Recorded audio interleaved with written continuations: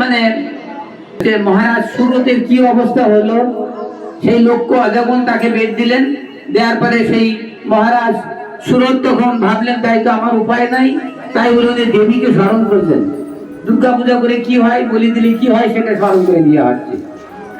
যারা অনেক দূরে বাড়ি তারা প্রসাদ নিয়ে যেতে পারে, আর যারা নিকটে আছে তারা সব কৃষ্ণ কথা শ্রবণ করে। কেন বহুত ভাগ্যের ফলে বৈষ্ণব আসিয়া মিলে, এই বহুত ভাগ্যের ফলে কৃষ্ণ কথা হয়ে থাকে। এক জন্মে না কোটি কোটি জন্মের সুকৃতি ফলে এই ভাগবত অনুষ্ঠানে বসা যায়। এই জন্য দেহগুণ মূল প্রাণ একত্র ভাবে এই ভাগবত কথা শুনতে হবে। বাড়ির কথা চিন্তা বাদ দিতে হবে। বাড়িতে গেলেই তো জম্বদি, বাড়িতে গেলেই তো সব ভুলে যাবে। আর আজকে গোলক ধামে বসে আছো, আর বাড়িতে গেলে জম্বদ্বীপে পড়ে থাকে। বাড়িতে গেলে জম্বুদ্বীপের গোলক ধাম, তাই গোলক ধামে কষ্ট করে শ্রবণ করা হোক। তা আজকে দেখা যাচ্ছে যে শুরুরা যখন দেবীকে ডাকছেন, হে দেবী আমি তো মহাবিপদগ্রস্ত, তোমার সারা জীবন সাধন করেছি, এখন লক্ষ্য যখন আমাকে বলি দিবে, এখন উপায় কি? তাই উনি ডাকছেন, যা দেবে সর্বভূতি শক্তিরূপেণী সংস্তুতাম নমস্তে নমস্তে সেই নমা নমঃ। ডাকছেন দুর্গা দেবী, তাই তো ওনার স্বামী বলছে, হে মহাদেব, এই দেবাদিদেব মহাদেব, আমার সুরত স্বর্গ আসছে, পথে তার অজাগুণ বেদ দিয়েছে, আমাকে ডাকছে, তুমি চলো, আমার এই শিষ্যর মানে মহা বিপদ ঘটেছে।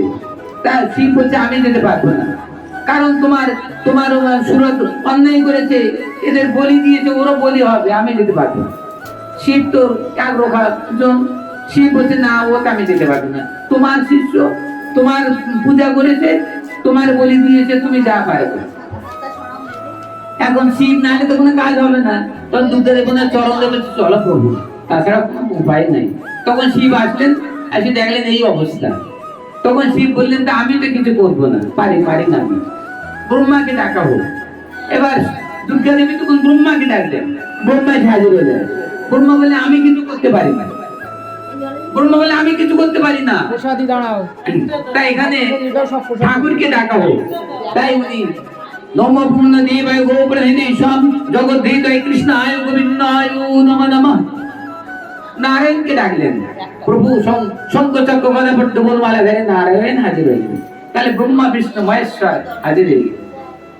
এবার বললেন, কি দেবী, কেন ডাকি আছো মোদের? তা বললে, হে প্রভু, আমার ভক্ত সুরত সত্য যুগে অনেক কষ্ট করিয়াছে, লক্ষ্য অজা আমার চরণে বলি দিয়েছে, ও জানতে পারে নাই, এখন অজা ওকে বলি দিবে, আপনারা সবাই ওনাকে রক্ষা করুন, আমার ছেলেকে, আমার পুত্রকে, আমার শিষ্যকে। তা বললেন, তখন ঠাকুর কৃষ্ণ নারায়ণ বললেন, দেখো দুর্গা, বলির সত্য তোমাকে বলি হতেই হইবে। তা একটা মাত্র বিচারযোগ্য বিষয় এই লক্ষ্য অজা ওকে যদি বলি দেয় লক্ষ্যবার, তাহলে লক্ষ্যবার জন্মাবে, অনেক কষ্ট হবে। তবে একটা কাজ করা যেতে পারে, ওকে বলি নিতেই হইবে, কারণ অজা কোন ওকে বলিই দিবে, বলি খুনের পরিবারটা খুন হবে। তাহলে আজকে সুদ শুরু করলে, তোমার আজকে সুদ যদি চুরি করে, কার তোমার কোদালটা হারিয়ে যায়। শাস্ত্রে এটা বাংলায় দেশীয় মানুষে বলে, সত্য। তুমি একটা সুদ কার কাছে চুরি করে, নারায়ণ বললেন, এক কাজ করো সুরত, তুমি অজাগণকে বললেন, নারায়ণ দেখো অজাগণ, যা অনেক কষ্ট করে দেবী সাধন করেছে সুরত, এখন প্রথমে যাকে বলি দিয়েছিল সেই সবচেয়ে বড় অজা যে, সেই ওকে বলি দাও, আর সবাই শুয়ে রাখো। তা ওরা বললেন, ঠিক আছে প্রভু, আপনি যা বলেন আমরা তাই শিখে আছি। তাই এক জন্মে বলে ওনারা বসে আছেন, এমনি সময় সেই প্রথম যে অজাকে বলি দিয়েছিল, সেই অজা সেই সুরতকে বলি দিয়ে দিলেন সবার সম্মুখে। খড়্গাঘাতে সুরতের মস্তক দ্বিখণ্ডিত করে দিলেন। এবার নারায়ণ বললেন, ব্রহ্মাকে বললেন, ব্রহ্মা, তোমার কমণ্ডলে জল দিয়ে দাও।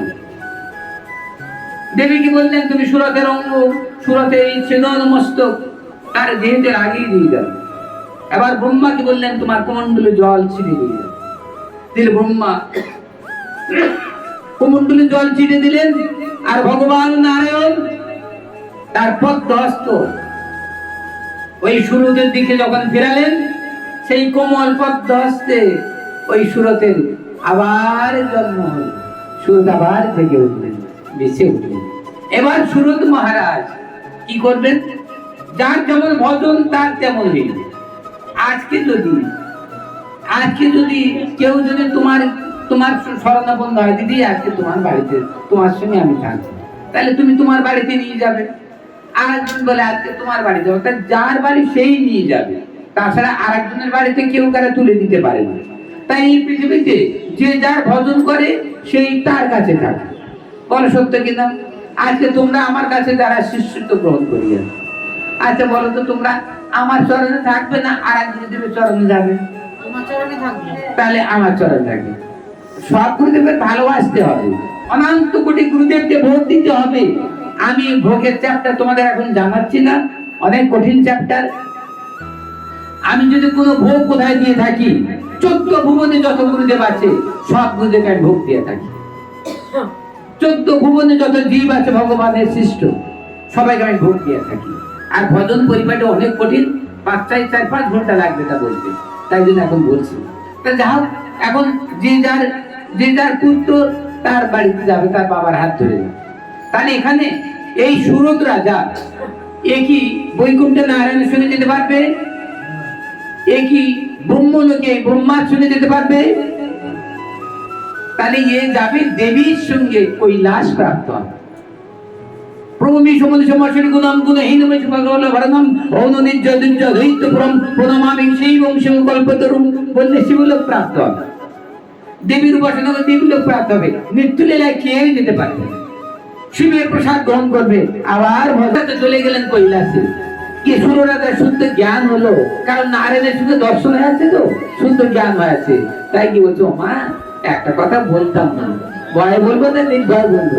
তাই দেবী বলে, আরে বল না সুরত, তোর যদি কত কষ্ট, দেখ কত মান সম্মান আমার নষ্ট হয়ে গেল। ব্রহ্মাকে ডাকতে হলো, আর আমার স্বামী তো মোটে যাবে না, হাতটা ধরে নিয়ে গেছি বলে আমার ঈশ্বরকে তোর কারণে। আর নারায়ণকে কত কষ্ট করে ডেকে সাধন করে ধ্যান করিয়া নিয়ে আসি তোর জন্য। তো কত ভালোবাসি, বল না তোর কি বলার আছে? মা একটা কথা বলতাম, মা আজকে না তোমার ভজন করেছি বলে তোমার কৈলাসে এসেছি। তা তোমার কৈলাসে সারা অনন্ত কালে তোমার কৈলাসে থাকতে পারবো তো? তখন দেবী ভাবছে, তাই তো অসুরত,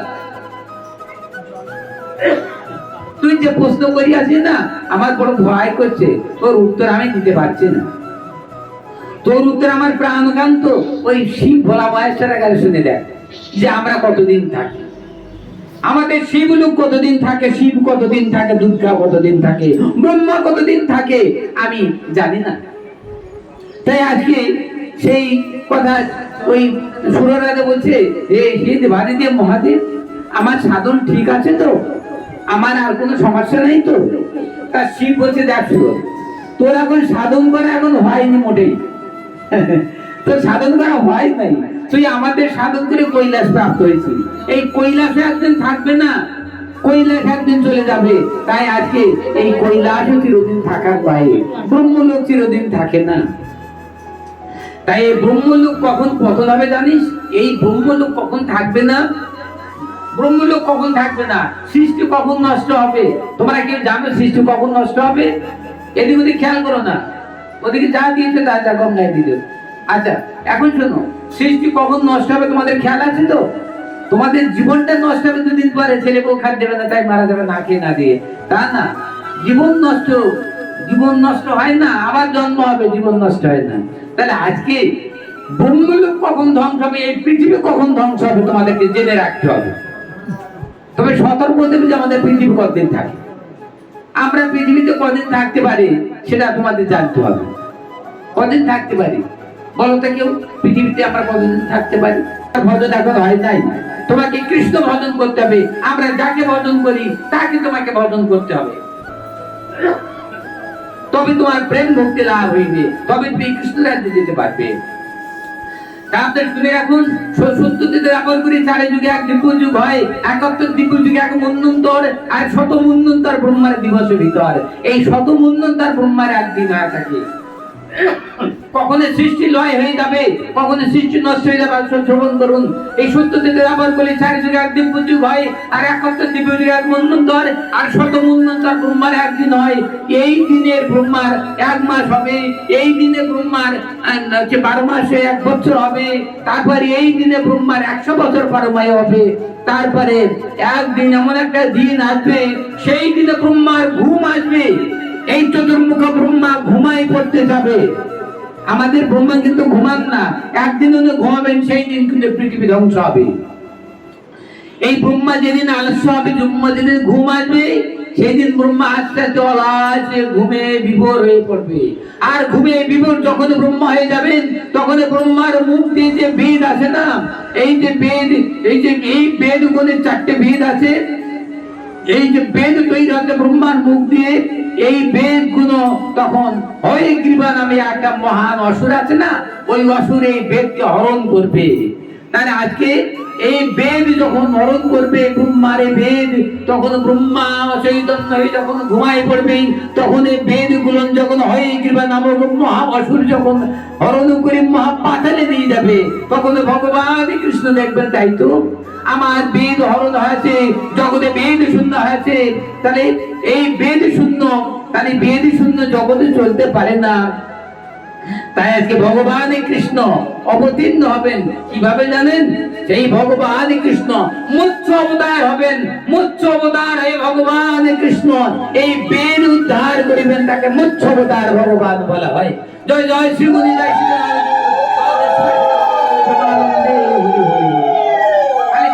দেখুন এখানে কখনো পৃথিবী ধ্বংস হবে?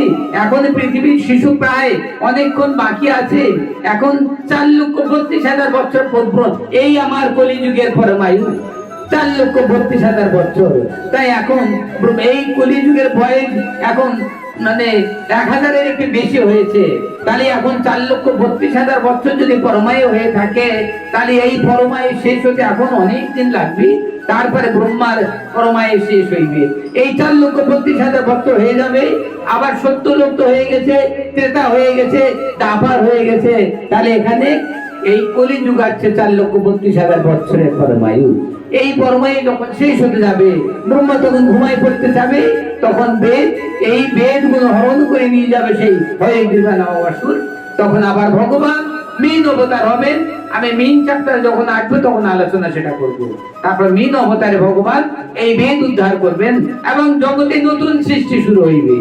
তাহলে আপনারা চিন্তা করে দেখুন, এই যে মহারাজ সুরত তখন দেবী দুর্গা ওনাকে কৃষ্ণ মন্ত্রে দীক্ষা দিলেন।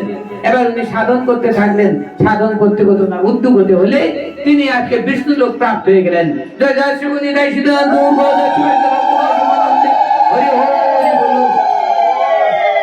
মহারাজ সুরতের দেবী দুর্গা দেবী ওনাকে কৃষ্ণ মন্ত্রে দীক্ষা দিলেন, সেই মন্ত্র জপ করে ওনার উদ্ধবতি হলো। তাহলে দেখেছেন তো, যাগ যজ্ঞ হোম তপ তপস্যা, এই যা কিছু করেন না কেন কোনো লাভ নাই, ভস্মে ঘি হয়ে যায়। এই যাগ যজ্ঞ হোম তপ তপস্যা করে এই শিব গণপত্য ধর্ম ইত্যাদি সবাই এই কৃষ্ণ জগতের পিতা, কৃষ্ণ ভজনের জন্য সদ্গুরু চরণ আশ্রয় করিবেন। যে গুরুদেবের দ্বারা শয়নে স্বপনে নিদ্রা জাগরণে যার ব্রজ সাধন হয়ে থাকে, তিনি সদ্গুরু এবং স্বভাব চরিত্র সব দিকে নিপুণ এবং কোটি কোটি নবদের কাছে যারা আকর্ষণ, যার মন করে না ইত্যাদি ইত্যাদি, এবং তার আচার আচরণ কলুষিত নহে এবং সদাচারী।